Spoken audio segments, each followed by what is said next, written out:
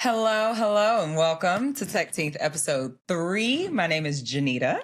I'm Otis. I'm Charles. And welcome to TechTeenth, where tech and Black excellence meets. So, I don't know if you guys know, Tommy ain't got no job.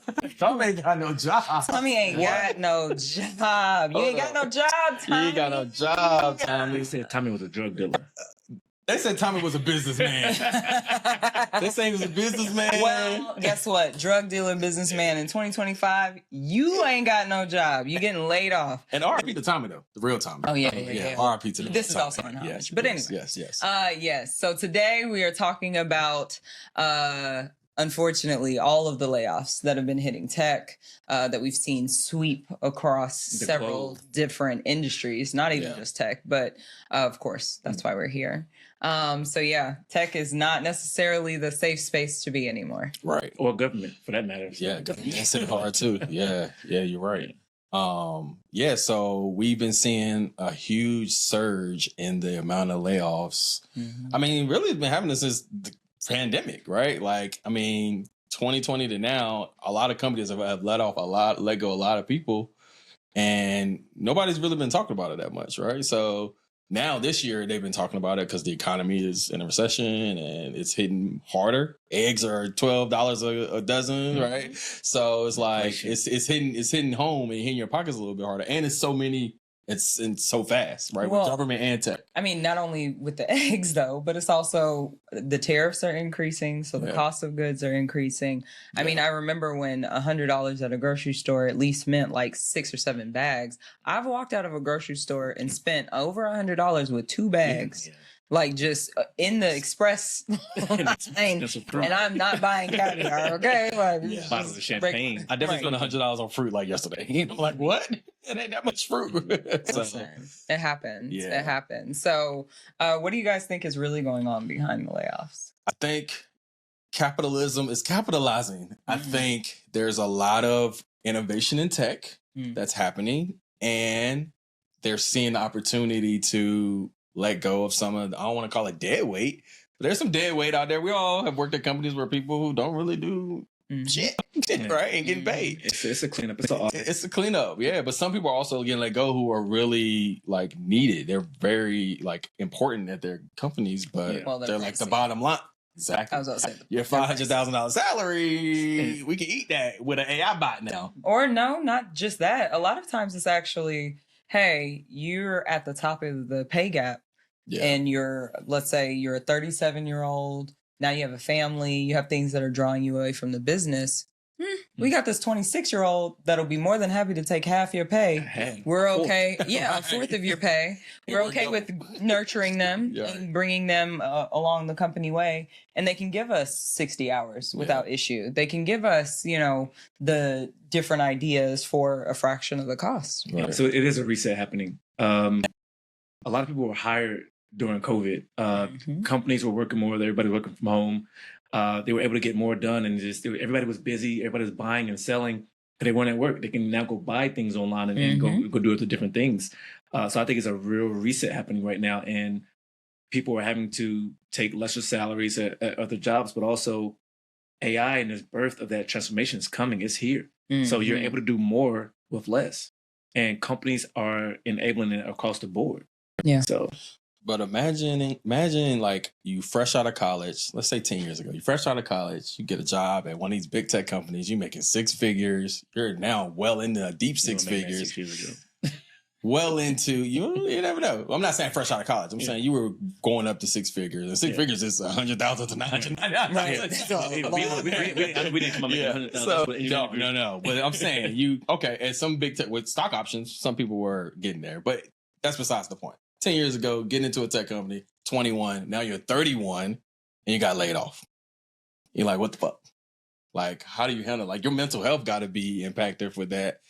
Your livelihood is impacted. You might be thinking about getting married soon, having kids, having a family. And now you're struggling to find a job. Because even though you're getting laid off, there's still not a lot. I know a lot of people that got laid off and they still haven't found a job months and year plus. Because there's not a lot of jobs out there either. I mean, I'll speak from experience. While I left at my own volition, I still went out with my chest big, like, I'm a senior director. I did my shit. Yeah. Who don't want this? I talked to my mentor after I left. Don't do that. Don't do that. Talk to them before.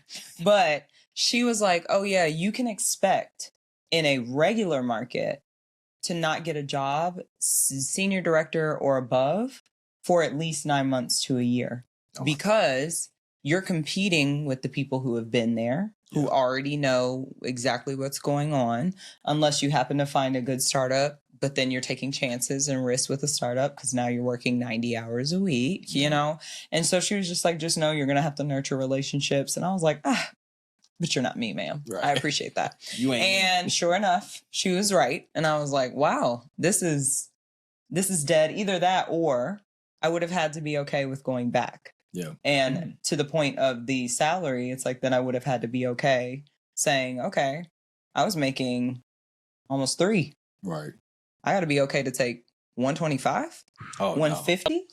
Oh no! Hell no! We had a conversation the other day. It was like, I don't know how I was living making my first salary. Yo, me and you had that conversation. I was like, I don't know how I started with this money to where I am now. Again, it's I got out of school making $36,000 a year. You were doing just fine, I'm guessing. Right? I was partying my ass off. Like, I mean, that was my base salary. Granted, we got a lot of overtime, blah, blah, blah. But, I mean, at the core of it, it's like, oh, no, everything was fine. I lived in a great apartment with a roommate. I only had one roommate. We had a huge apartment. We were living life. How were we living off 30? I think I made that in grad school. Honestly, I made a lot of money as an RA and a TA. It's crazy. It's like, where all that money go? Yeah. But with these layoffs, who do we think is the most affected? Who's impacted the most? And I'm gonna say us, like I always do. Like last episode, I said it was us who was affected by DEI being dead. But who do y'all think is most affected by these layoffs, these huge layoffs? I don't think it's us at all. Again, You never think it's us. It's not. We're only 1% in tech. But so Microsoft has made it public, right? They laid off 6,000 people on Monday. Jeez. On Monday, don't even finish the week. Yeah. Think about how much money that saves that company, though. So yeah, they're reorganizing and they invested $100 billion or something, $50 billion $100 million into ChatGPT and OpenAI. So they want to see a return on that investment through bots working the system now instead of working. 6,000 is just the start. That is. I mean, no, but they've had rolling. This is the last big one. That's what 20%. Right. Well, the most recent. But they've been rolling for a while now. Yeah. Some could have been rolling layoffs. So it's again, everybody is under that radar. Yeah, I mean, I definitely think so.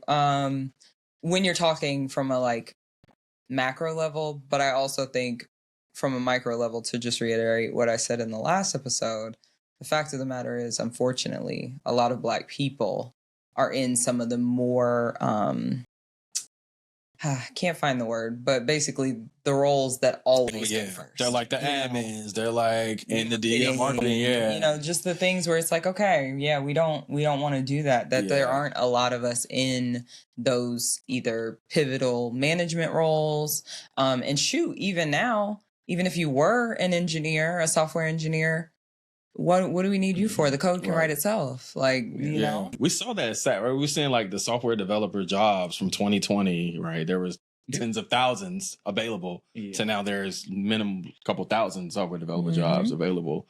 So we see it across the board. And to your point, like a lot of those people who do those jobs are expenses. Right. If you're not in sales, if you're not a revenue generating asset, or you're first to go. So money. you're right. It might be Black people, but I think those are the number one impacted. If you're an expense on the balance sheet, then you're getting let go first because I can replace you or get a cheaper resource and get the same job done. That's why I like consulting so much too. Yeah, I can see that I'm adding value to the company versus just turning over reports. Like I'm in front of a customer who's paying for my time to be there. Yeah. So, but we just saw PwC let go. 2%. Right, 1,500 people in the U.S. It wasn't there consulting. Safe either. Maybe nobody's safe. Yeah, maybe that's on the bench. I don't know. Nobody's safe. That's true. That, but didn't you also say that we talked about before in private? Wasn't there a company that like downloaded all of their information from the last? McKinsey. Yes, McKinsey. They had over 100 years of worth of data and of all their clients. Of course, it was their IP that they built, and they put it into a bot, an AI bot, essentially. They built their own.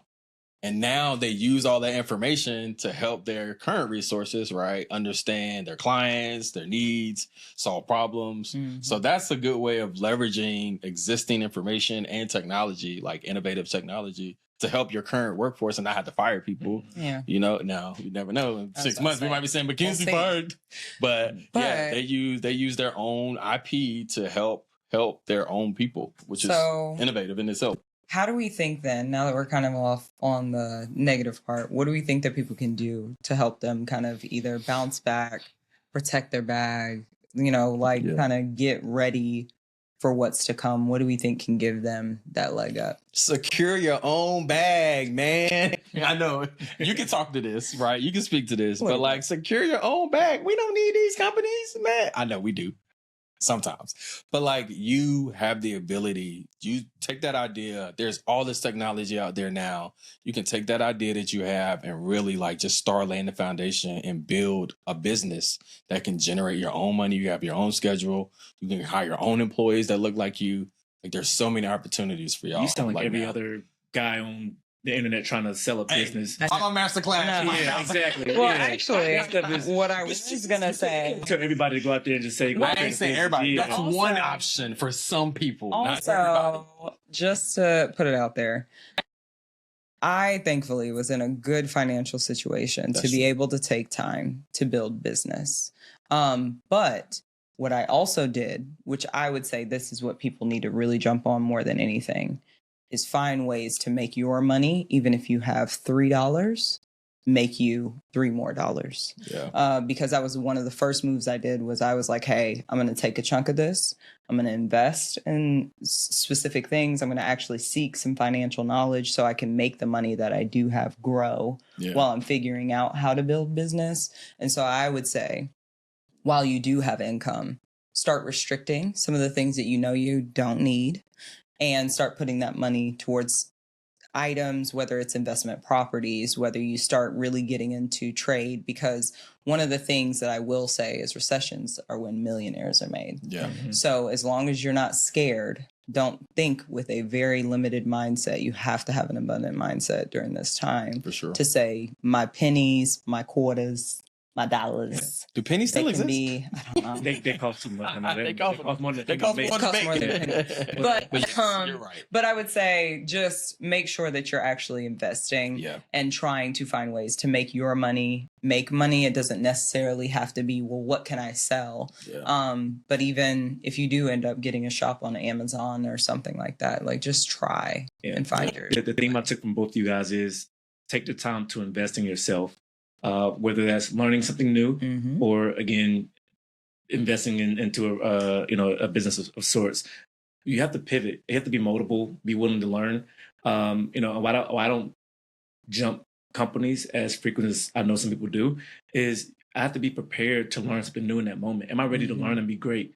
I can go somewhere and be terrible, but I have to be willing to sit down, put in the hours, call it the 10,000 hour rule to become an expert. Yep. Right. 10,000 hours. You have to put the time in and learn, and the opportunities are there. I'm surprised you didn't say, go into cybersecurity or go into AI, right? We have to go into those opportunities, go to where the opportunities are.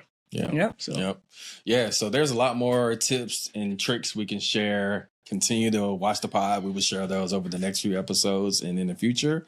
But for now, like, share, subscribe, comment, and follow us on all the socials. Yes. We'll see you next time. We'll holla.